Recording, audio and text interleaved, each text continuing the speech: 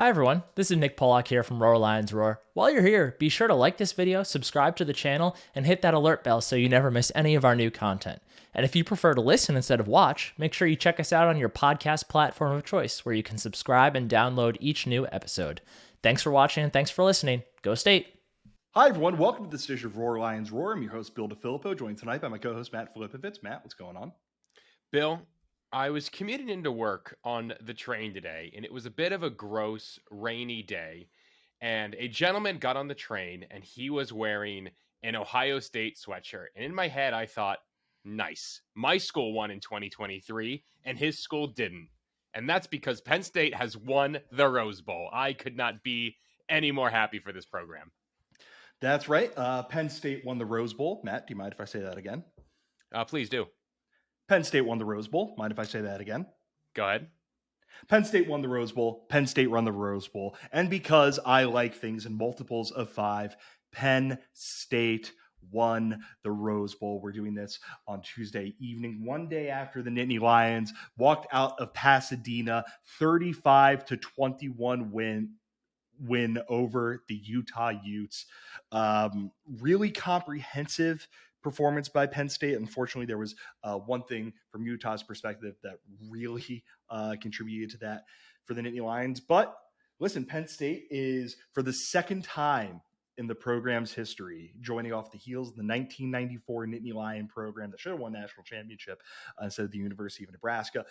They get to spend the next year saying they are the winners of the Rose Bowl game. And Matt, I mean, we were going to do something live after the game last night. Unfortunately, something far more serious happened with Damar Hamlin of the Buffalo Bills that took our attention away from that. But we're hoping we can spend some time talking about this win. And just in that, let me ask you this. Was there a moment in that game, once the game got going, where you felt really threatened by Utah? Honestly, no. My one concern was going to be at right around, I want to say 4 minutes to go in the first half, when Penn State had a drive kind of stall out. Clifford got sacked. I think I even said in our Slack, just get to the half. It was at that point the defense was starting to settle in a little bit, but I thought maybe Utah could get some cheap points off of a bit of a stalled drive. But once they made it through that, once they got to the half, I was not concerned at all. It's a big bummer what happened to Cam Rising. I think he's a guy who could have made that game a lot. I don't know if he would have affected the outcome in the end, but it probably would have been a closer game than it ended up being with him playing. But it really felt like Penn State took control, especially in the second half, and just never looked back. And we haven't seen Penn State do that to a top 25 caliber team in what feels like a long, long, long time. So it was great to see that the momentum that built up since the Ohio State game really keep rolling in Penn State to just finish the season playing as good a football as, I would argue, anybody in the country not named Tulane or maybe even TCU, but TCU took a loss in the Big 12 title game. Like, I think you can make the case Penn State is the first or second hottest team in the country right now. And that's a great way to end your season. Yeah, I was looking at this a little bit earlier. Give me a second. I'll pull it up. But longest winning streaks in the country right now. Penn State's on a 6-game winning streak right now. Georgia obviously is the longest winning streak in the country going back to last season. Washington's on a 7-game winning streak. Florida State's on a 6-game winning streak. Troy actually has the second longest in the country. Penn State's actually on a 5-game streak. Sorry. Troy actually is the longest winning streak in the country outside of Georgia right now at 11 games. Wow. Trojans suffered a loss early in the season, just haven't lost since. So it's going out on a high note. It's capping off. One thing that I was thinking about yesterday, driving home from the bar, driving home from where I was watching, that sort of thing, is like, these are the kinds of seasons that, like, you hold a little more closely to you. I mean, I don't want to get into, I know this is more of your thing, but I know one thing that you like to do is, ranking Penn State's seasons, ranking James Franklin's years at Penn State, whatever that is. And one thing I was thinking about is Penn State under James Franklin has won 3 other New Year's Six games. They beat Washington in the Fiesta Bowl at the end of the 2017 season. They beat Memphis in the Cotton Bowl at the end of the 2019 season. And now they beat Utah in the Rose Bowl at the end of the 2022 season. Obviously, this comes with, Penn State makes it to the Rose Bowl because 2 Big Ten teams make it to the playoff. Both of them lost. Whatever. And the reason I bring that up is when you think about the Penn State teams that made it to those first 2 bowl games. I'm taking 2016 out of this, even though that's kind of the spiritual similar team to this one. The 2017 team, obviously, they went into that season thinking this team could be a national championship contender. Come up a little bit short, still end up one of the top teams in the country. The 2019 team, we didn't go into that season, Matt, thinking this team's going to be competing necessarily for a national championship. We knew they could be very, very good. They started the season 15th in the AP poll, end up winning the Fiesta, winning the Cotton Bowl, end up 9th in the final rankings. And I say that to say this. Under normal circumstances, especially off of the last 2 Penn State seasons, which were just kind of abject disasters by however you slice it, the fact that this team started the year unranked, there was so much angst, so much anxiety, just so many weird feelings that normally don't come when you go into a year with a veteran battle-tested quarterback and a coach fresh off of a brand new contract, a contract that gets extended and is a show of faith in what he could do as a head football coach. To go from that and unranked to being able to say you won the football game that, every kid dreams of playing in the Super Bowl, every kid dreams of playing in the big NFL games, but you have to go through college first, and the first college game you dream of playing when you dream of playing in the biggest college football games in the Rose Bowl. It's like, man, how could there have been a more storybook end to the season than this? There couldn't have been. And you made the point that this is going to be a podcast we're going to do. I don't care what anybody says. We're going to do the ranking the 10-win season under James Franklin because I think it's an interesting talking point.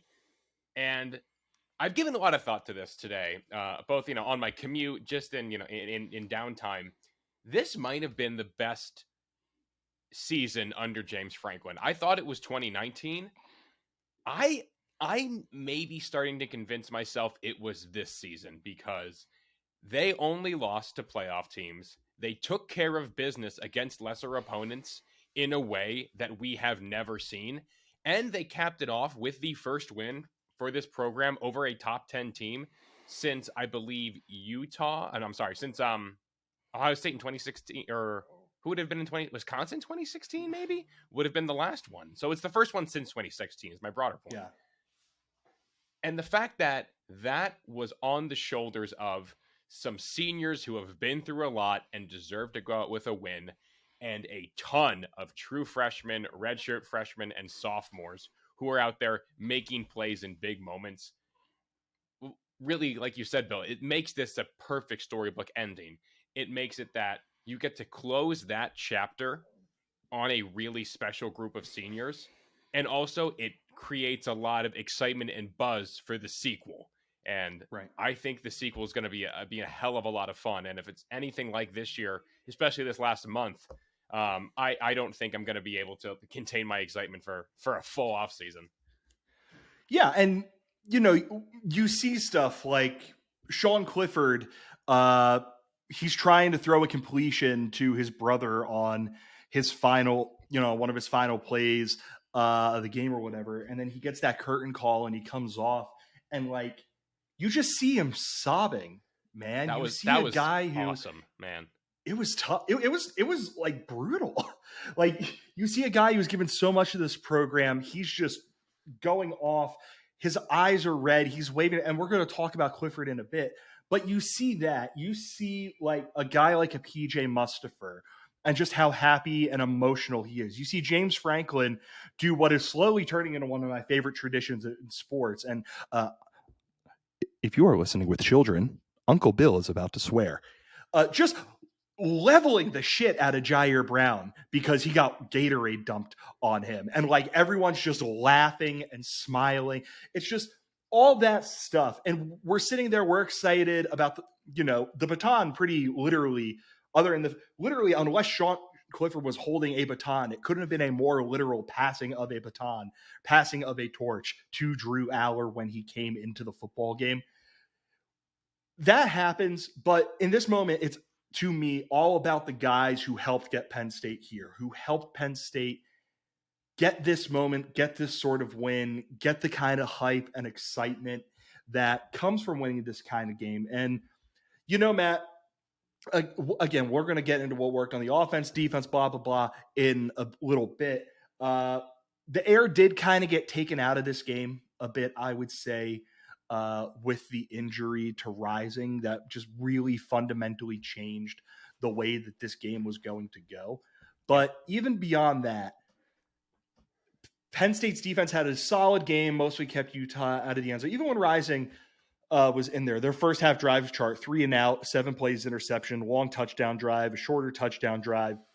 End of the half, they started figuring some things out. And then the second half, before Rising went out, they didn't really get a whole lot going against Penn State's defense. Penn State's offense, 448 yards, 7 for 13 on third downs, 12.1 yards per attempt, 5.5 yards per rush. I mean, it was, while acknowledging the fact that Rising going out fundamentally changed the game the way that it did, that I thought Penn State, they really could not have played a better football game. Just holistically down to the fact that Barney Moore and Chris Stoll teamed up to pin a punt at the 0.5 yard line. Yeah, if you would have told me one of like the 5 coolest plays on this was going to be a punt and a long snapper having great coverage, I would have said, wow, congrats to Iowa on making the Rose Bowl. But that was just awesome plays by, again, 2 sixth-year seniors, and I'm glad that that's how they get to end their Nittany Lion career. But yeah, it was a complete ass kicking. I will say the one thing that I was afraid would happen that kind of did, and we talked about it in our preview podcast, is that Utah is built like a Big Ten team in that they want to bully you. And there were a few more opportunities for Utah to run up the gut than I would have liked to see. But at the same time, Penn State won the Rose Bowl by multiple scores. I can't really complain about that. It's the last game of the year. These dudes are beat up. They're tired. I think we're going to have to see a little bit of a shift in how Penn State handles, the A gap and the B gap moving forward. I don't know, if maybe that means Abdul Carter plays a little bit more of a Mike kind of role. I think that would be a really great option, but that's a conversation for, July and August of this upcoming summer. But again, overall, it was just a really complete game. A few things to nitpick, but again, anytime you can beat a top 10 team in a stadium that's 75% their fans, you deserve to have your praises sung and you deserve to celebrate for a couple weeks. I am excited that I think it's really not that long now until the next group gets in here. I think classes start next week. The next group of freshmen come in and we get to go through this fun offseason cycle all over again. Yeah, I will say, just as a general thing, if Penn State makes it to the playoff next year, I really don't want to play Utah because they're horrible. There were a few moments in that game where those two running backs, Shaquindon Jackson and Micah Bernard, would do stuff. Jackson's a dude, man. Oh my God. I have it pulled up here. He's a freshman who is 6'2", 227. And there were a few times where he got the football and I was like, oh, Jesus. And Bernard's a sophomore, 6 foot, 202. I mean, they've that running game is fun, but we'll talk, of course, in a few minutes about just Penn State's kind of approach to dealing with everything. But first, we have some bills to pay. And of course, we always do that by shouting out our friends at Home Field Apparel. I am wearing what I think I wore this on the last episode of the pod, my Penn State hoodie from Home Field Apparel. And of course, if you are a college sports fan on the internet, you are surely aware of Home Field Apparel. If you are not, they are a premium collegiate apparel brand out of Indianapolis. They told me, little birdie told me that Home Field Apparel, they were celebrating huge day in the office because there's just so much pride when a Big Ten team does something good. And the reason there's so much pride when a Big Ten team does something good is because the other Big Ten teams couldn't hold up their end of the goddamn bargain. And only those beautiful, those inspirational Nittany Lions of the Pennsylvania State University could do that. Of course, I'm kidding, but it would be really nice if they did that. Getting into some of their gear a little bit, their shirts, their hoodies, their joggers, all those sorts of things, they're comfortable and unique. The designs are really cool, really fun. I don't have any other home field gear on me right now other than this. Matt, are you wearing home field gear right now? I am wearing home field gear. I am wearing the What do we Take got? Me to Happy Valley hitchhiking Nittany Lion because when you win the Rose Bowl, you're allowed to do light crimes like hitchhiking. I don't know if that's illegal. I'm pretty sure it is now. But I actually saw some folks at the Penn State bar I went to in Chicago wear some home field gear. So that was really cool. I saw the sweatshirt you're wearing. I saw actually there, Bill, and Nice. I saw another one of the like off-white Penn State ones at the bar as well. So that was always cool to see. It appears that in my state, the state of Ohio, no person while on a roadway outside a safety zone shall solicit a ride from the driver of any vehicle except as provided in Division B2 of this section. No person shall stand on a highway for the purpose of soliciting unemployment, business, or contributions from the occupant of any vehicle. So I do think that means hitchhiking is illegal, but I'm not a lawyer. If you are a lawyer, please tweet at us your thoughts on hitchhiking. We are at PSU Matt 2005. Back to the home field ad, which has gone just completely off the rails. There are 15 pieces of apparel in their Penn State collection. And if you were a new customer for home field apparel, you can use the promo code ROAR Lions Roar, one word, all uppercase, to get 15% off your first order. It doesn't have to be Penn State gear. It can be whatever you want it to be as long as it is your first order with home field apparel. Use the promo code ROAR Lions Roar, one word, all uppercase, for 15% off of your first order. Thank you, as always, to Home Field Apparel for sponsoring the podcast. Matt, let's get back into talking about Penn State's 35-21 win over Utah. And we'll start with the 21 first. We'll talk about Penn State's performance in the game. Utah scored 21 points, 7 of which were a garbage time touchdown. You know, I think Sebastian Constantini was doing some heavy lifting on that drive, which respect to him.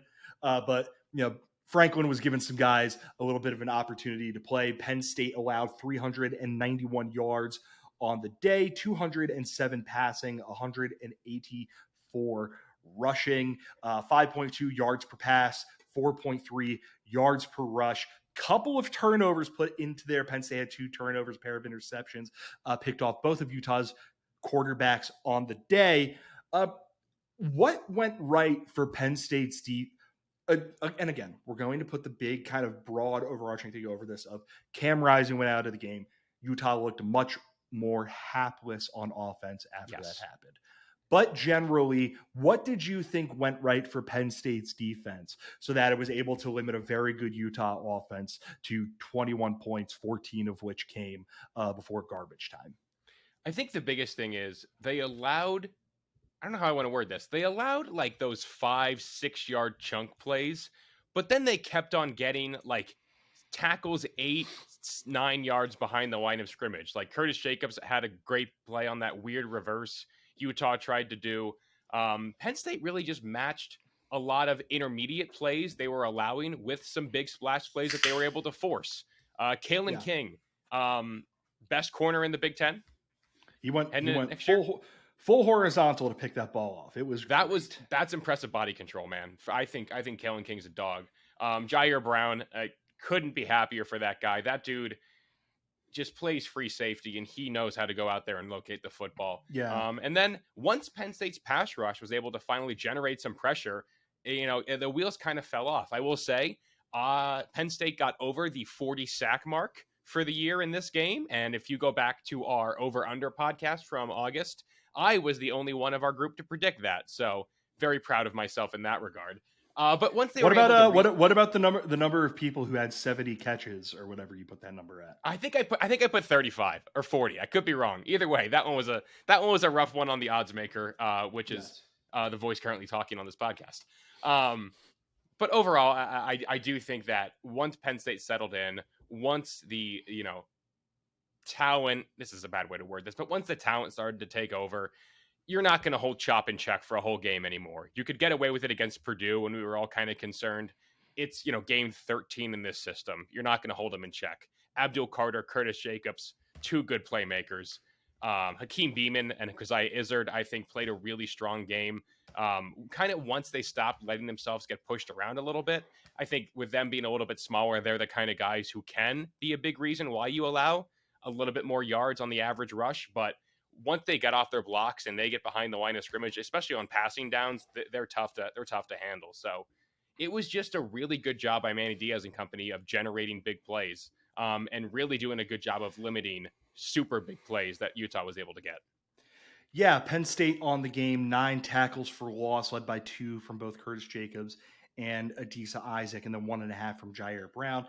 6 sacks on the day, 1.5 by both Jair Brown and Chop Robinson, 2 from Curtis Jacobs. And that's a really good point that you made. And I thought Penn State did a really good job basically putting Utah in situations where they needed to get a ton of yards and not a ton of plays. Utah was really good when they were able to stay on schedule, when they were able to hand off to a guy like Jaquindon Jackson or a guy like Micah Bernard and say, go out there and get us 5 or 6 yards. Just don't worry about breaking a big one. Odds are you're not going to do that. Just go out there, pick up a few. Just wherever it comes up, pick up a few yards and make things difficult for them. That touchdown run that Jackson had was, dead to rights in the back, and kind of goes to the caliber of just playmakers these guys are. Dead to rights in the backfield, spin move, make Tyler Elsdon miss, slip out of a few more tackles, saunter into the end zone. That touchdown drive that they had, you go through that, and that's what Utah, the first touchdown drive, 13 plays, 75 yards, 1st and 10, 2nd and 7, 1st and 10, 2nd and 3, 3rd and 2, 4th and 1, 1st and 5, 2nd and 1, 1st and 10, 2nd and 4, 1st and 10, 2nd and 8, 3rd and 1, 1st and goal, touchdown. It was when you're not going to do it much better than that.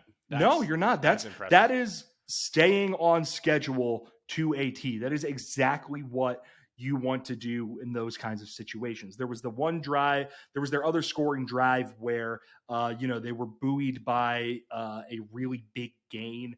Cam Rising to Devon Vele, kind of the one big haymakery passing play that they had again before closer to the end of the game. But for the most part, Penn State kept their passing game in check. Where the problems came up, and this is where we talk about Rising's injury and how that really affected things, Matt. I thought Utah's most dangerous thing on designed passing plays was not Cam Rising throwing the football. As I went back and watched the game with the audio, I think Kirk Herbstreit or Chris Fowler said something to the extent of Manny Diaz he said, we want Cam Rising having to throw the football. And on the game, Cam Rising was 8 for 21, 95 yards, 4.5 yards per attempt, a touchdown and a pick. The concern was when he had to throw the football and he was able to run, Rising on the game really, really hurt Penn State's defense. 9 carries, 56 yards, 6.2 yards per carry. That was, to me, and I'm interested in your thoughts on this, when Rising went down and when Utah had to go to Bryson Barnes' backup, that's where I thought the biggest difference is. I think Penn State's defense only sacked Rising once, and it was at the end of the very end of the first half. Yep. Once they had a guy who was a little bit more statuesque back there, who wasn't as much of a threat to break the pocket and extend a play with his legs and then throw it down the field, or see a little gap open up and just run and take those 7-8 yards that pop up. That's when it felt to me like the game just changed entirely and Penn State's defense was able to go, all right, we're not going to let you get anything now. I think that's a good point, that it is a bit more that the backup was a bit more statuesque, but I think this is kind of a theory I'm glad that I kind of get to flesh out here. Manny Diaz's defense is all about disguising blitzes and confusing quarterbacks. You don't want them to know who's dropping where, if they're in man and zone, who's coming off the edge where. And if you look at the quarterbacks that, for lack of a better term, picked apart Penn State this year, or I guess played above average games, it's Aiden O'Connell, 6th-year senior. It's CJ Stroud, likely top 3 pick in the NFL draft. It's JJ McCarthy, who is a 5-star prospect and relied heavily on his run game. And it's Cam Rising, who didn't get to see a lot of, but it was clear was taking care of the football and understood what he was looking at. And in college football, you're not going to face very many guys like the names I just rattled off. And you're going to be able to feast on guys who play like the backup did. I'm sorry, his name's escaping me right now. Backup quarterback was Bryson Barnes. Thank you, Barnes. I wasn't sure if it was Barnes or Browns. But I think my broader point is this Diaz defense is designed to put quarterbacks in hell, have them see ghosts. And I think we saw that. There's not a lot of film still on the Manny Diaz Penn State defense. And if you look statistically, his defenses usually hit their, apex in about his second or third year at every stop he's been at. So I think it can get even more advanced. I think it's going to confuse a lot of quarterbacks moving forward. And, I think Kaliakamakis from Minnesota was kind of where I thought this take was starting to form a little bit because he looked pretty lost against that defense a lot of the time. And I think seeing this guy go out there and kind of look similar deer in the headlights really just shows that Manny Diaz is a really good ball coach. And I'm glad that he's on Penn State staff, hopefully for at least one more year. Yeah. I mean, I knock on wood, we're past the part of silly season where someone's trying to hire Manny Diaz away from Penn State, but maybe if the Colts whiff on Harbaugh. Ooh, God almighty. 30 seconds on Jim Harbaugh. Okay. The fact, listen, if he was doing this nonsense with Michigan, where he was kind of holding them hostage, saying to them, letting them know that he wants to leave to, take over what's a team with an older coach. I can't even think of it. An NFL team with an older Seahawks. Sure. The Seahawks, where there's something being built there. There are the pieces that are interesting there. Or, let's hypothetically say the Chargers aren't sold on Brandon Staley, but you look up and down that roster and there's talent and talent and talent and talent and talent. And you think you could step in, you get this thoroughbred in Justin Herbert. I can imagine him doing that. The fact that he's doing this nonsense for the goddamn Carolina Panthers. What are we doing, brother? Pathetic, sad, pathetic little man. I hope he goes. I hope Michigan hires a better football coach. Do you think he's going to go? Do you think he's going to go? I think what happened with him in the Colts, not the Colts, the Vikings last year was he apparently walked in and acted like the job was his, and that was on National Signing Day. He went. Yeah, and to me, I think that shows that he is a guy who is taking all of this for granted. It's kind of a game and it's kind of fun to him. So I think he's going to go if an offer comes up, a offer, not the right offer. So yeah, I think this dude sucks. Like, I think this dude really, really sucks. I think if he didn't go to Michigan and he wasn't a Michigan guy and hasn't been willing to put up with a lot of stuff to get them to where they are now, I think Michigan fans would run him out of town, and I think they'd be totally justified in doing that. Yeah. I like Harbaugh a lot. I think Harbaugh's really good for the Big Ten. And I think it's cool when dudes succeed at their alma mater. With that being said, if he goes to the Panthers, Sam Darnold will be a Pro Bowl caliber player in his first year if he goes there. I will plant my flag in that right now. I disagree. All right. Well, yeah. There's that. Manny Diaz's defense, the way they really got a chance to tee off. You mentioned it really well, I think, Matt, with a guy like Bryson Barnes, a guy who hasn't played a ton of football this season, to drop him into that high leverage of a situation. And when he has played this year, he's been all right. I mean, he got some mop-up duty against Colorado, played a full game against Washington State in Pullman, a place that's known to be a little bit tricky for quarterbacks. 17 for 27, 175 yards, a touchdown. They won that game 21-17. He's been okay. He came into last year's Rose Bowl and threw for a touchdown against Ohio State's defense while Rising was out with an injury. But coming in kind of just blind when you're going up against a defense that he threw 2 passes against Ohio State. If I remember correctly, his touchdown was like a duck that someone just came down with, but don't quote me on that. But to come into that game and know I just need to do a couple of things while Cameron's on the sideline, he's going to come in, and to come into a game going, I need to win Utah this football game, are 2 completely separate teams.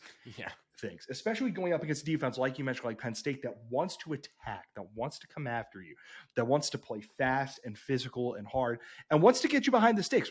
Like we mentioned, once Utah started getting behind the sticks, they started to get, things got just a little bit faster and a little bit faster against Penn State's defenses when bad things happen, which makes the fact that the one interception that he threw, that wasn't necessarily what happened. It was a 2nd and 5. He just did a terrible job selling a play action, and Jair Brown read it the whole way. Mm-hmm. And that throw, it's supposed to be a throw where you put it over the back shoulder. It's supposed to be a back shoulder throw. And it's supposed to be like that. So it either lands in the breadbasket or it's out of bounds. And Jair Brown makes this incredible play. And that's ultimately what Penn State's defense is capable of doing. Having guys who are able to punish you for just that last little bit of hesitation, of worry, of concern, of, all right, we're going to do this. Let's go for it. Nope. Penn State's defense is going to pounce on those sorts of things. There was a really great example of that trick play that they tried to run, where they go with this insane end around to Devon Vele, and I think it was supposed to be a throwback to Rising. That not getting that off immediately, Curtis Jacobs was on that like white on rice. Gets to him, takes it down. And when you start letting Penn State's defense do that stuff, they ended that half. Rising had a 15-yard run. There was a completion to Vele, and then a lot of incompletions on that drive, capped off by Curtis Jacobs sacking Rising, and then the team's deciding to go into the locker room. Once you start letting that snowball happen with Penn State's defense, Matt, that's when things start to become untenable. And I think it's a testament to Manny Diaz. Obviously, it's a testament to guys like Jair Brown and Curtis Jacobs and Chop Robinson and PJ Mustipher and the ones who are punishing Utah for this stuff. That once they started smelling blood in the water, that's when it felt to me, I asked you that question at the beginning of the pod about when you started to feel comfortable or if you were felt threatened by Utah or anything like that. For me, once Penn State started smelling blood in the water and just attacked, more so than anything they were doing on offense, when the defense was doing that, that's when I felt like this football game was over. Yeah, this is it's a team that wants to go for the kill shot, and Utah kept giving them opportunities to kill drives, and they didn't miss. And again, that's a culture thing. That's a Manny Diaz staple. Mm-hmm. And I think John Scott Jr., Anthony Poindexter, Terry Smith, I think those guys have done a really great job getting their guys ready to play in that kind of system, because we talked about it for all offseason. Brent Pry's philosophy was bend, don't break. And I'm not saying, it's, night and day, but there is a different way to play a lot of situations when you have that philosophy change. And that entire defensive staff had them ready to go. And that's just a big credit to those guys. Yeah. And it was a really good way to send this defense out. Like we mentioned, Matt, in the lead up to this podcast, this was the best test they were going to get in terms of just pure physicality of an opponent that wanted to try and push around. Like I picked Utah because I thought they were going to do that. The best example of Penn State having to go up against that since Michigan and Ohio State. And again, with the caveat that Rising was out, they looked a lot better when Rising was in, blah, blah, blah, blah, blah. I thought they handled that spectacularly. They punished mistakes. They won they won up front. Not every time. Hell, I think you can make the case at 4.3 yards per carry. Their 2 main running backs going for 6.2 and 6.4 yards per carry. And then adding in Rising 6.2. There were plenty of times where Utah wanted the trenches more than Penn State. I thought Penn State won enough. I thought Penn State's front 7 did enough to win that football game. or to keep Utah from scoring that football game until they could start teeing off a little bit more. I didn't think Penn State was like overly physical, at least there. We'll talk about the trenches on the other side of the football where I thought they were the more physical football team. Yes. But I thought they did enough. I mean, what did you think about kind of that battle in the trenches with Penn State's defensive front going up against Utah's offensive line? Yeah, like I said to start, I didn't think they won the A gap and the B gap, and that's a problem. I'm not going to again. I know I just said that, we're going to sing their praises, and this is a problem that they have a long time to figure out. It's a problem that they allowed over 6 yards a carry to. You say Rising was there as well, so that's 3 guys with over 6 yards per carry. That's not good. 6.2, 6.2, and 5.4. Okay. Well, essentially, 3 guys over 5 yards a carry is still pretty bad for a Big Ten team who has to play Ohio State and Michigan next year. And that's the measuring stick next year now. That bar has been elevated. The goalpost has been moved. Plan your schedules accordingly. But I thought overall, the edge rushers did a pretty good job. I thought Adisa Isaac looked the most comfortable he's looked in a bit. Nick Tarburton, we love it when an Eastern PA King gets to go out there and have a good game. Jacobs, Carter, Kobe King almost had a pick. I thought that was a pretty good play towards the end of the game, but would have been a really cool moment. Would have been a really cool with both Kalen and Kobe getting a pick in the Rose Bowl, especially because if awesome. Kobe picked it off, there was nobody standing between him and the end zone, so he would get to have I had a college pick 6 before you over his brother for the rest of his life. That is true. But again, I'm a little bit concerned about what Penn State has, especially at defensive tackle. I think that they can figure it out. But I am curious to see if one of Izzard or Beeman takes the offseason, heeds the advice James Franklin ranted about back on October 15th, and if they bulk up a little bit, because that's my only concern heading into next season is that defensive tackle room, and how they will handle physical teams. But again, overall, they gave a lot and they took even more. So we'll take the wins where we can get them. Agree. Let's move to the other side of the football, where we're going to talk about Penn State's offense, what went right for them. And there's a moment, we're going to talk about the passing attack in a second, because we need to dedicate a lot of time to Sean Clifford and what he was able to accomplish. But yes, after the game, Frank Leonard, offensive analyst, well-traveled guy, someone who I believe was with Phil Troutwine at Boston College. There's a video going around. I apologize to whoever took it because I forgot to give a hat tip. I'll pull that up in a second.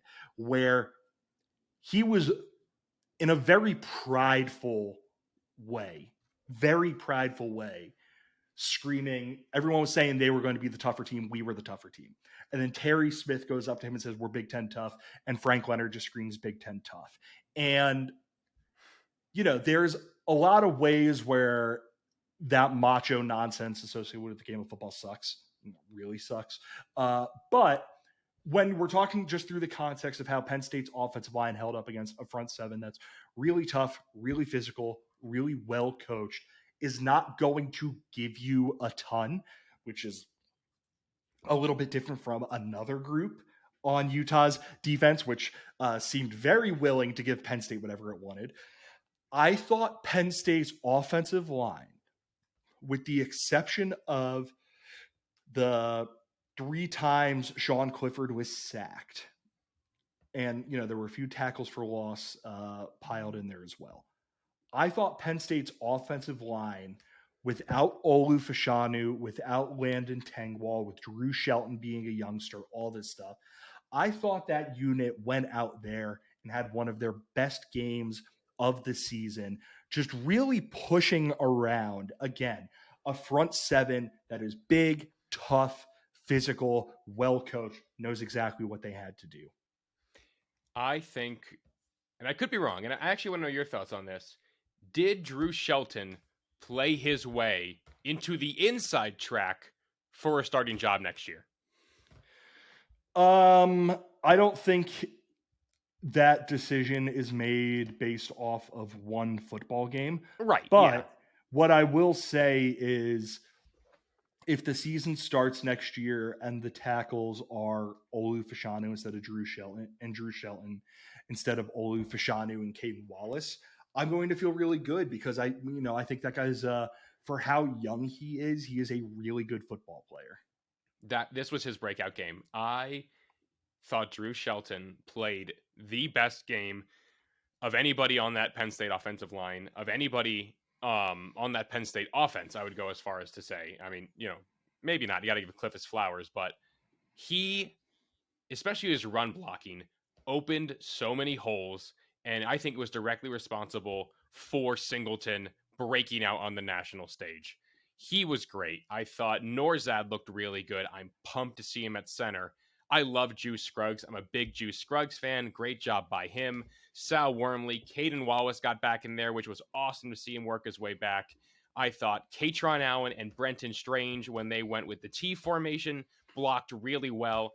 We've seen the T formation blow up a lot, and Penn State went out there and they made sure it did not do that this week, and that was cool to see. So just a ton of credit to the big guys up front. Troutwine, I don't think was coaching for his job. But he was coaching for I don't want to work. He was coaching for an offseason that wouldn't be littered with questions, and he answered the bell. So just really, really phenomenal job by Troutwine and all those guys. And they're only going to get better once they get Olu, Landon Tangwall back from injury, and with Javen Williams, Alex Birchmeyer, and Anthony Donko coming in. So yeah, I'm not saying this can be a top 3 unit in the Big Ten. But my expectation is no longer to take baby steps. Now I want to see them really become a great to, dare I say, elite offensive line in the years to come. Yeah, the Frank Leonard video came by way of Dean Straka from 24/7 Sports. I want to read a quote real quick from Juice Scruggs that he gave after the game. This comes by way of Max Ralph of the Daily Collegian. That was definitely our goal all year, definitely in the offseason. Improve the run game. The critics and everybody was just bashing the O-line, and we ate it. But we came back this year focused and determined to change that, and we did take that. And I think those guys, you could definitely see they played with that kind of mentality, that kind of nastiness, that kind of chip on their shoulder, that kind of all those sorts of things that, again, when you have your leader on the offensive line saying that, and when you have the basically the offensive assistant who has worked with the offensive line coach going off the field screaming about we were the more physical team, it seems pretty safe to say they were relishing this opportunity to go out there against the Utah front. And running backs play. Katron Allen had a fine game, 11 carries, 37 yards, and a touchdown out of the wing T formation that, give me a second. Our pals over at the over at the Hardcore Penn State Football Podcast said that they started calling it the Trout formation. I'm into calling the T formation is called the Trout formation. I will be sticking with that for a while. I like Allen that. That's a good bit. Allen gets one out of that. He had a couple of runs where it was foot in the ground, make a guy miss, pick up a few more yards. He didn't have a bell cow game or anything like that. But, the story of the game is Nick Singleton, who this was going into this game. It was viewed as an opportunity for him to, I think a lot of college football fans who watched Penn State knew the name Nick Singleton. Not a lot of people follow recruiting all that closely, but if they did, they know who Nick Singleton is.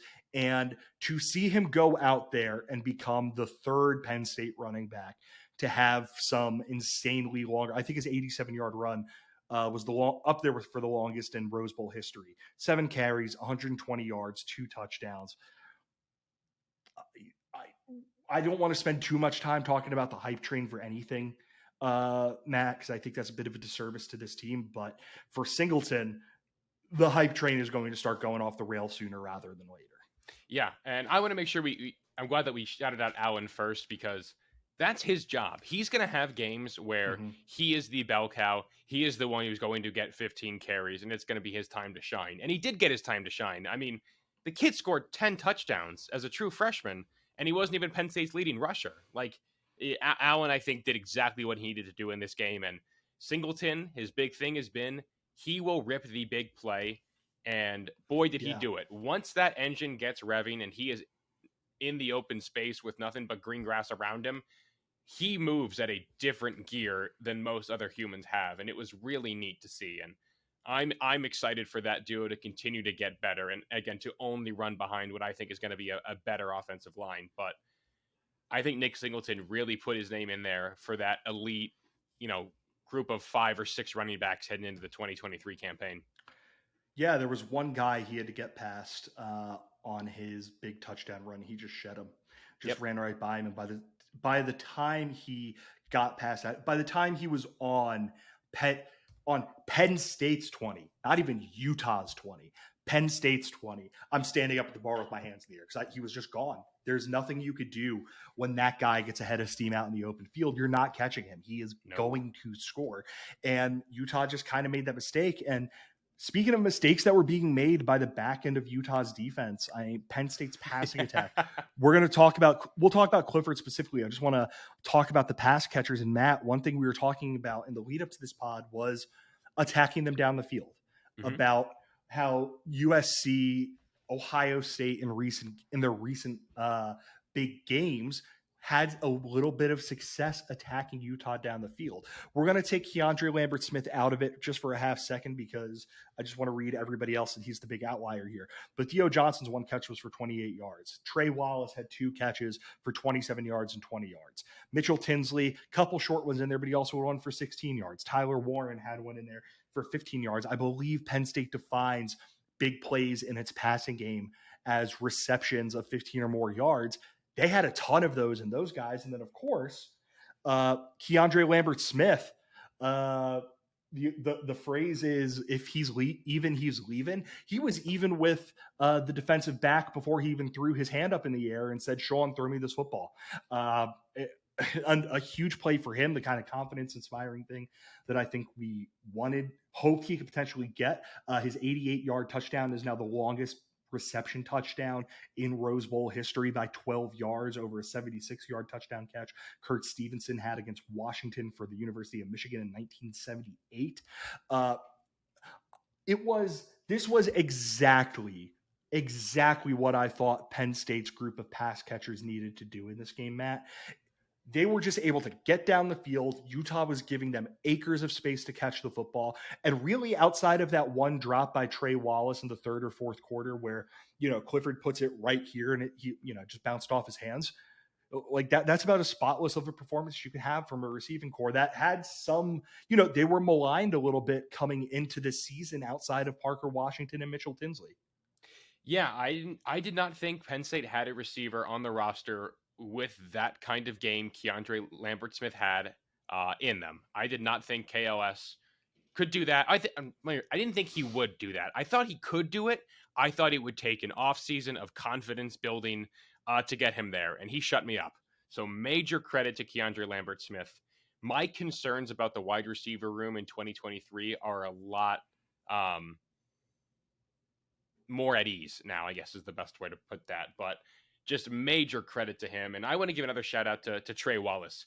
He had that bad drop, but there's a slant that he runs. I think it's at like the Penn State 23, and Clifford throws the ball behind him, and Trey Wallace makes a phenomenal play on the ball, brings it in, and fights for a little bit of an extra yard or two through contact. And I think he's a guy who can really benefit from a big offseason. I really liked what those two gave them. And you're the one who called the Mitchell Tinsley breakout game, or you said he was the guy you're watching the closest, and he delivered. I really like what Mitchell Tinsley gave this offense in the year 2022, and I wish we would have had more of him because I think he's the kind of guy who is going to play 7 years in the National Football League and be a very, very solid option for a very lucky quarterback. So Taylor Stubblefield, take a bow. You got your guys ready after your number one guy was out for a long time, and I'm very excited to see what Keandre Lambert-Smith and Trey Wallace and the rest of those guys can bring to the table going forward. Yeah, Tinsley's reliable, isn't he? I mean, he's kind of what you didn't get a reception from Brenton Strange in this game. Johnson attacked more down the field. Warren's one catch came down the field. Just having a guy like Tinsley, Katron Allen had 3 catches in this game, which was surprising to me. It felt like he had more. But just having that guy like Tinsley on the perimeter, who you could just get the football to, he's going to catch it. He's going to get whatever yards are needed. Other than, like I think the second drive of the game, he gets to an inch away from the first down line. And he just gets tackled. But other than that, like, he was just great all game. And they were attacking a Utah secondary that was giving them things. That was really going out. Like, I'll be honest. Even if Clark Phillips played in that game, they were just not good. Like, it was not a good performance by them. I was like disappointed, and I don't even like Utah. But of course, a big part of that is Sean Clifford, the performance that he had. And I want to we'll talk about Sean in this game in the big picture. I don't care about his Penn State legacy. I don't care about, was he better than Kerry Collins, better than Trace McSorley, better than Christian Hackenberg, better than da-da-da-da. Like, I don't care about that stuff.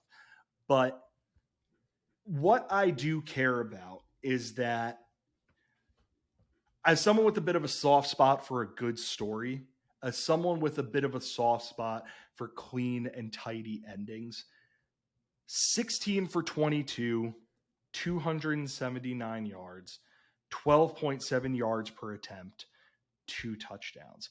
I think of the two guys who played quarterback before him for Penn State, Christian Hackenberg, and how his career ends with an injury against Georgia in the Tax Slayer Bowl.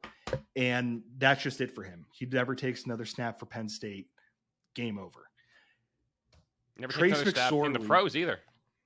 Yeah, never took another snap in the pros. Trace McSorley gets hurt in that game against Kentucky, that Citrus Bowl against Kentucky. And he just didn't get a chance to send himself off with a really good performance. He ends up getting injured. I don't even care about the rest of the team, how that team looked, whatever. The opportunity to kind of have that storybook ending got taken away from Trace McSorley through injury, through whatever else. Sean Clifford had the opportunity to go out in style in front of him. And he didn't just do that. He did that by having as good of a game as we have ever seen out of him in the blue and white. And if you're a romantic about college football, even if you're just getting past, the ups and the downs that this guy has had, getting pulled for Will Levis, the calls for Drew Auer to play over him, how the last 2 years have went, all these sorts of things. Man, how can you not get goosebumps over that? It was really cool to like scroll through Twitter and to see all of these accounts who, for a long time, were like, oh, haha, Sean Clifford, like, he's been around forever and, he is what he is. To watch all of them kind of come together and unanimously say, like, yeah, that was cool. Like, good for Sean Clifford. Nobody, I think, actively rooted for Sean Clifford to fail. And it was really cool to see him go out there, play what I think was the best game of his Penn State career, and go off a Rose Bowl champion is just a really, really fun thing. And I think Sean Clifford is leaving the Penn State program in a better place than he found it. And I think that was also true of Christian Hackenberg. And I think that was also true of Trace McSorley. And that's all I can ask out of a quarterback at this level, is that you leave this program better than you found it. And for Sean Clifford to go out there, get his swan song, get a Rose Bowl stadium, to get on their feet and cheer for a guy who was booed like 2 months ago in his own home stadium, I just think was a really cool moment. And I am glad Sean Clifford gets to go on and try his luck in the NFL. Do whatever's next for him in life. I think he's going to be a wildly successful businessman when he does hang them up. And it was just really neat to see that this chapter of his life and this chapter of Penn State football got to end in such a cool way. And I really wish he would have been able to throw a touchdown to his brother. That would have been the coolest thing ever. That would have felt like it was surreal, but overall, just really, really well done by Sean Clifford. And I'm happy that he gets to ride off into the sunset. Yeah. And when you look at just the game and just his performance in the game, on one hand, Matt, I think he did an excellent job of taking what Utah gave him. There were, I was talking to our pal Peter Burks a little bit earlier, and there was this one throw early on in the game where I think it was Johnson down the field, and there's just a pocket of space. There are like safety, corner, linebacker, or something. There's basically just this triangle, upside down triangle, and he's in a pocket of space, and Sean just zips it into him. Yep. And I remember watching that going, oh, he's going to have a day. Mm-hmm. And he was just so crisp, so accurate, making such good decisions pretty consistently that was awesome. And then to see him kind of, go into the bag and pull out the clubs that he doesn't normally hit with. And he's evading pressure by spinning, breaking the pocket, seeing someone downfield, throwing it on the run, and just dropping it into a bucket. It's like, who the hell is this guy? What happened to the Sean Clifford who, last couple, since the Ohio State game, 229 yards, 139 yards, 157 yards, 202 yards, seemed very happy to defer more to his running backs and just kind of slow things down, nice, easy, conservative offense. He was being a bit of a gunslinger out there, and I thought that was the thing that he did so well.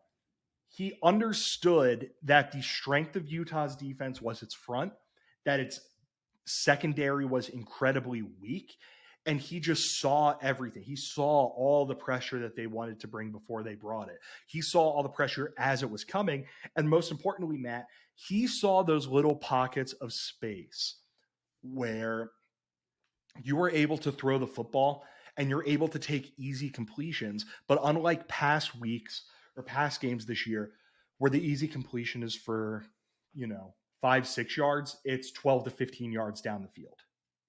I thought this was the first time in a while Sean Clifford didn't get happy feet. I thought he stood in the pocket when it was time to take a sack. I thought he felt pressure really well. That play where he spun out of some pretty good interior pressure by Utah and found Keandre Lambert-Smith 19 odd yards down the field was a really, really smart play. And he just looked comfortable.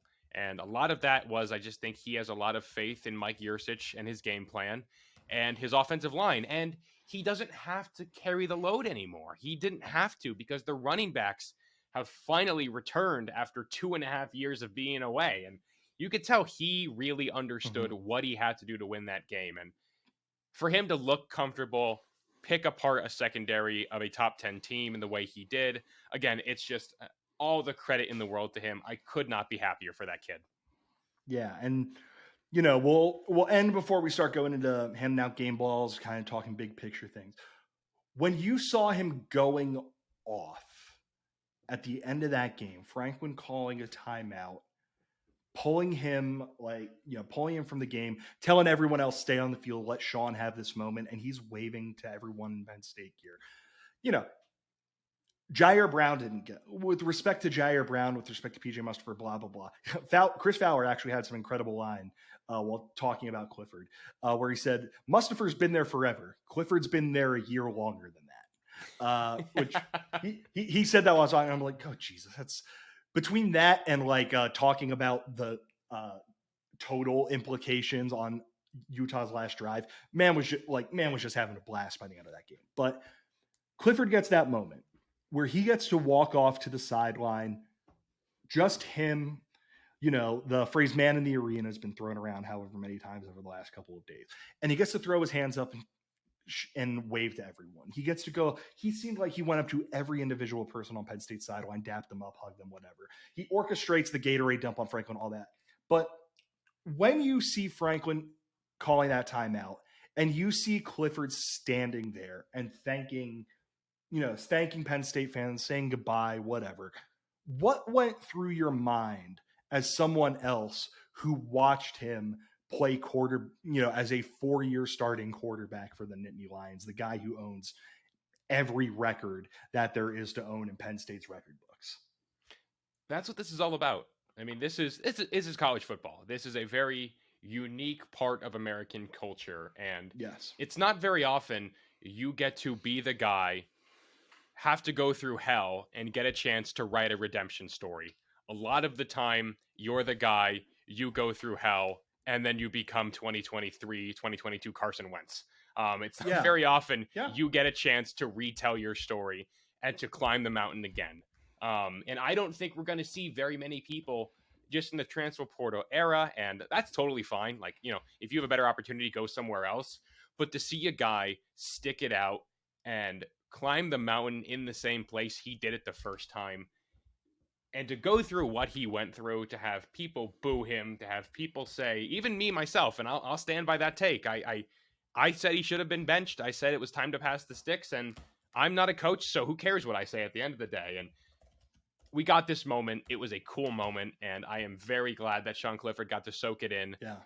And again, he gets to ride off into the sunset as the benchmark for Penn State football quarterbacks. Maybe not in terms of talent, but in the way they handled themselves, the way they led the program. He's a guy I was very glad led my alma mater for the better part of what feels like the better part of a decade. Right. I mean, a thing that I have been thinking about is that, you know, I mentioned this a little bit earlier on the podcast. Every kid's dream is to play in the NFL and win the Super Bowl.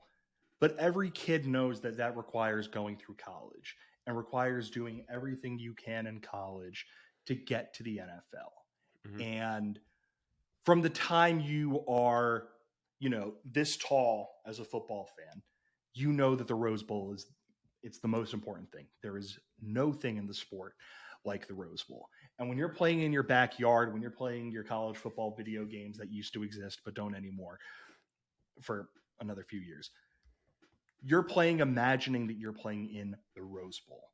And those days when you're a kid, when you were a teenager, those days of, you know, passing up, going home and playing video games with your friends because you want to spend a little bit more time because this coach at this camp said, you know, you have a couple of D2 offers, but if you keep sticking to it, I think you could be a D1 quarterback. Those days of being in college and having to wake up at 5 a.m. to go lift and having to go through film and having to do this and that, all these sorts of things, all of them are done with one thing in mind. And that is to be able to say, I played in the biggest stages in the sport. And Sean Clifford didn't get to play in the playoff. It's unfortunate. Penn State was never really that close to being a playoff team while he was here, other than last year before he ends up getting hurt. But he got to play in the Rose Bowl. He got to play one of his best games in the Rose Bowl. And he played so well in the Rose Bowl that he gets that moment of being able to get appreciated and hand off the program to the guy who I brought us to here. It's your turn. Bring us to here. And that's just such a powerful moment. That's just like, I don't want to be one of these people who sits here. I certainly know you weren't doing this. I don't want to be one of these people who sits here, complains about the transfer portal, complains about this, blah, blah, blah. But it's just so rare to see guys who go through that many ups and downs get this kind of an opportunity. And it was so cool to see that. You know, one thing that we talked about, I don't think we talked about it on the pod. We talked about it in Slack and whatnot, Matt, was, you know, if you're benching Clifford, who knows what that does for the locker room? Who knows what guys think of the locker room? And I think you saw when every guy is going up to Clifford and hugging him and guys are getting emotional because of how much they love that dude, you kind of got a glimpse into why that was something that might have weighed on the staff. If anyone even tried to have that conversation, everyone seems like they love that dude. Everyone seems like they appreciate that dude. And I'm glad that he got that moment. And it's something that's never going to be taken away from him. It's something that it sets the standard for where Penn State wants to go now. Now you look at Drew Aller, you say, Bo Prabula, Drew Aller, Bo Prabula, whomever else is going to be coming in, and say, this is what we've done. We've won 11 games. We've made it to the Rose Bowl. We've won the Rose Bowl. James Franklin is the fifth coach to win the Rose Fiesta and Cotton Bowls, joining Joe Paterno, Bob Stoops, Mac Brown, and Terry Donahue per Penn State football's comp staff. Can you get us to that last little bit? And he gets to forever say he was part of that. And I think that's so cool. That's one of those reasons why we end up loving sports, why we end up loving college football and getting to witness it rock. Let's give out some game balls. I'm going to throw a little curveball Ooh, okay. to you. Because the Rose Bowl handed out game balls, I am not letting you hand them out to Sean Clifford or Jair Brown. Okay, fair. Very So fair. one guy on offense, one guy on defense. Who are you going to give them to? I'm going to give a special team one, too, because I want to make sure I call him out one more time. Offensively, I am going to give it to Nick Singleton. It's back. Penn State's running backs, they're back, and it's a big part because of number 10. Over on defense, I'm going to give this one to Adisa Isaac. I saw he was a game captain ahead of the game. That was cool to see, and I thought he looked really comfortable in that game overall. Mm-hmm. I really think, assuming he does choose to come back next year for his 5th season of college football, I think he's a guy who can be an absolute force for Penn State's defensive ends. And, with Chop Robinson, Denai Dennis Sutton, I think it's kind of like the headliners there just by nature of how young they are, how exciting they are. I think Isaac can be the best of that bunch. And special teams, Dom DeLuca. He is on scholarship now. Major shout out to him. Awesome job by that guy, man. You always want to root for a walk-on, especially a walk-on who is out there and contributing not only as a special teamer, but actually in the base defense. But his kick coverage all year has been nothing short of spectacular. So great job to Dom. Congrats to Dom DeLuca. Congrats to his family on getting on scholarship. Absolutely. I really am excited to see him continue to have a big role in Stacey Collins' special team unit moving forward. Italian-American excellence. Offense, I'm going to give mine to Keandre Lambert-Smith because I think a good rule is if you do something literally no one has ever done in the Rose Bowl before, you deserve praise for that. 88-yard touchdown run, again, touchdown catch, again, longest in Rose Bowl history. And this is the kind of thing that hopefully he uses as a springboard heading into next season. And the defensive side of the football, I'm going to give it to Curtis Jacobs. Adisa Isaac's a great pick here. But Jacobs, I think we were coming into this game thinking, this is a bit of an opportunity for Abdul Carter to break out. And, Curtis Jacobs is a bit of a known commodity for Penn State fans and people beyond that. But he had a fantastic game, 5 tackles, 4 solo, 2 sacks, really 2 tackles for loss. And he showed that he is the guy who I think we all thought he could be coming into the season. Didn't always think we saw that this season, but a great game for Curtis Jacobs. So I'll give it to him. And then, big shout out to Dom DeLuca. He always, he didn't have the fanfare that you see with some walk-ons getting scholarship, but he got his right after a Rose Bowl win. So, I think that counts. We will do wrap up stuff in the coming days and weeks because we have, several months worth of podcasts we need to do in the lead up to Blue White. So we will save that for a little bit later. Just the one thing I want to mention, and that's that Penn State didn't just win on the football field. They won in the world of transfers, picking up a commitment from Devin Carter, a wide receiver from North Carolina State. Has been with the Wolfpack for the last 5 years, grad transferring, using his final year of eligibility at Penn State. This past year, 25 catches, 406 yards, 2 receiving touchdowns, 118 receptions, 1,096 yards, 10 touchdowns for his career. Matt, I'm not going to sit here and pretend like I'm the most well-versed person in Devin Carter's game. I have watched a little bit of his film, and there's some stuff that I do like in there. But what are your general thoughts on Devin Carter joining Penn State's pass-catching unit? Another bite at the apple, man. Sixers second-round pick circa 2015. Let's just go find dudes who can go out there and help Drew Aller. Big body guy. Played in a similar offense, I think, overall in NC State. Played with a high-level quarterback in oh my goodness. Devin Leary. Not Devin Leary. Devin Leary. Thank you. It was the name. Just exciting to have another guy in there. It sounds like they're not going, or at least their initial main targets aren't going to end up in the blue and white. But it's great to see a big body out there who can help Penn State stretch the field a little bit more. And again, give Aller or Pavula or whoever it is, another big body to throw the ball up to.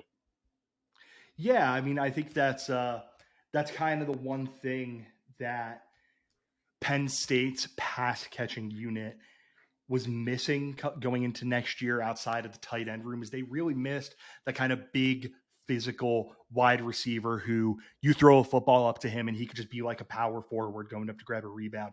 Carter's listed at 6'3", 215 pounds. You know, he hasn't had insane production or anything like that. His best year came in 2021 when he caught 31 balls for 556 yards and 6 touchdowns. But for his career average, 16. Yeah, it's a very nice year. 16.2 yards per reception for his career. A guy whose profile Penn State they didn't really have that this year. Mitchell Tinsley was a strong dude, but he wasn't exactly, this kind of like huge framed monster guy. Parker Washington, obviously an excellent contested catch guy, but didn't really have that. So I'm excited. I think that having a guy like him makes the rest of the wide receiver room fall into place a little bit. It makes the fact that, Liam Clifford, Omari Evans, Anthony Ivey, Tyler Johnson, Keandre Lambert-Smith, Caden Saunders, Trey Wallace, aren't really similar physical profiles. The one similarity is Malik Mega, and, just hasn't really clicked for him yet. So I'm excited to see what Penn State can get out of him. I hope we get the chance to learn a little bit more about Devin Carter as the weeks go on. But yeah, I don't think I have much of anything else to say on today's issue of the pod. Matt, you got any final notes before we call it on this one? Nothing on the game, but I don't want to speak on behalf of Bill, but when we made the decision to shut down our website portion of our enterprise this summer and shift only to the podcast, I know we were all very excited to continue to make content together. We've all worked together for the better part of 5 years now, and we love doing the podcast. And thank you all for following along this season. It's been a ton of fun, and I'm excited to talk Penn State hoops here. I think we're planning an episode here this week or next week, and excited for the offseason. But thank everybody for subscribing, for downloading, for commenting in the YouTube videos. It's been a lot of fun, and we're excited about where we're heading in the future. Absolutely. Thank you, everyone, for listening to this edition of the pod and every edition of the pod that we've done this season. As always, make sure you're subscribing wherever you go and get your podcasts. Head to the Linktree link in our Twitter bio if you would like to learn a little bit more about where you're going to go. But if you're using Apple Podcasts, please leave us a 5-star review. If you want to use another podcasting platform and you could leave us some sort of a rating review there, please go ahead and do that. Be nice to us, though, because we're very sensitive people. Speaking of sensitive people, YouTube comments section. We get very upset when people are mean to us there. So please go there and be nice while talking about the Nittany Lions in any form or fashion that you would like. Of course, make sure you're following us over at our Twitter account at RLR Blog, where I plan on doing just some absolutely garbage posting, knowing that Penn State has won a football game this year. And both Ohio State and Michigan have not. And then last but not least, want to give one last shout out to our friends over at Home Field Apparel. Again, use the promo code Roar Lions Roar, one word, all uppercase, for 15% off of your first order. One last time, thank you everyone for listening to this edition of Roar Lions Roar. For Matt Filipovitz, I'm Bill DeFilippo. Take care, everyone. Rose Bowl.